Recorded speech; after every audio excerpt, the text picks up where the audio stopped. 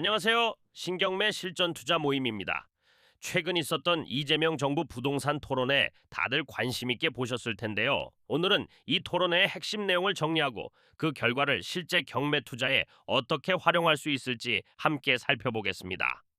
이번 토론회의 정책 기조는 한마디로 인위적인 가격 통제보다는 시장 정상화 그리고 실거주자 중심의 세제 개편입니다. 투기 수요는 누르되 실제 거주 목적의 실수요자는 보호하겠다는 방향이죠. 핵심 정책 기조는 네 가지로 요약됩니다. 첫째, 보유세 차등화, 초고가 주택과 비실거주 다주택자에 대한 세부담은 대폭 강화하고 1주택 실거주자는 오히려 세부담을 완화합니다. 둘째, 정비사업 이주비 완화, 재개발 재건축 이주비 대출 기준을 신축 주택 기준으로 바꿔서 사업 속도를 높이겠다는 겁니다. 셋째, 실수요자 지원 확대, 청년과 신혼부부, 다자녀 가구를 위한 공공임대와 금융 지원을 늘립니다. 넷째, 공급 속도전, 미착공 물량을 전면 점검하고 3기 신도시 공급을 앞당깁니다.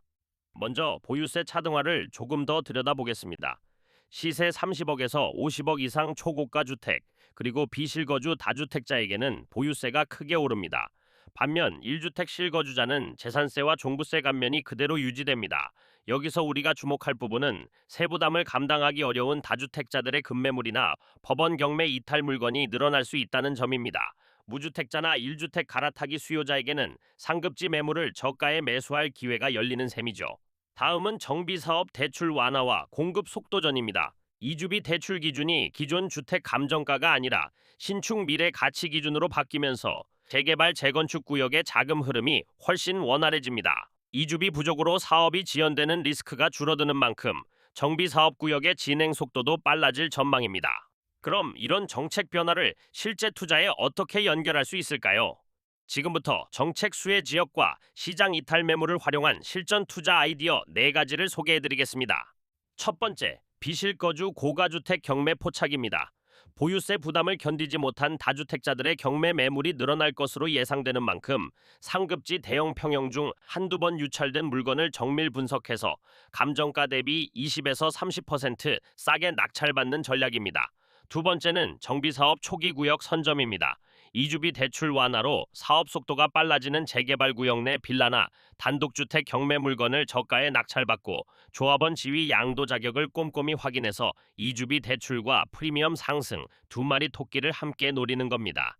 세 번째 전략은 역세권 소형주택 임대 세팅입니다. 청년 신혼부부 주거 지원과 전세대출 확대로 임차 수요가 탄탄한 만큼 수도권 주요 역세권의 전용 59제곱미터 이하 아파트나 신축급 투룸을 낙찰받아 전월세로 세팅하면 공실 위험을 줄이고 안정적인 현금 흐름을 만들 수 있습니다. 네 번째는 3기 신도시 배후 토지 상가입니다.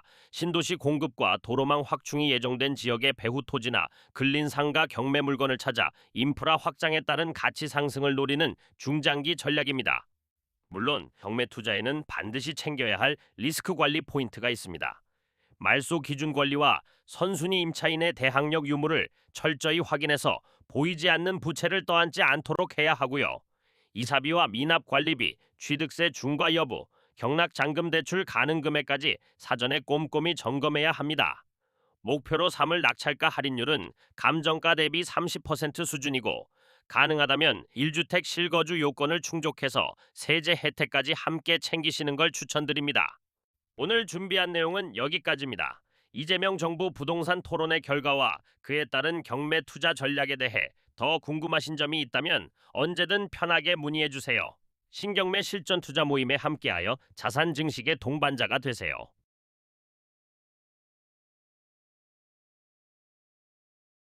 이러한 자산 증식의 도우미 신경매 실전 투자 모임의 평생 동반자가 되세요. 무료 강의 스터디 모임이고 투자 공략 물건 리스트를 무료로 제공하며 권리 분석과 투자 아이디어도 제공합니다. 하기 링크로 들어오세요.